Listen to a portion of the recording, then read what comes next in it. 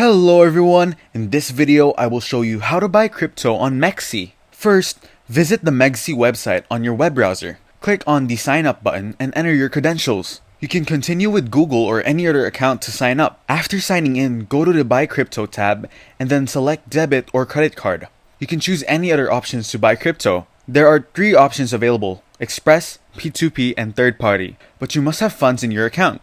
Go to the Express tab and follow the instructions to buy crypto. In the third-party tab, you need to complete KYC verification before using its services. Go to the P2P tab. You can buy or sell the crypto here.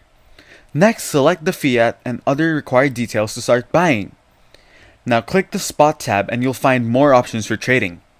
Select Spot and the trading graph will be displayed to you.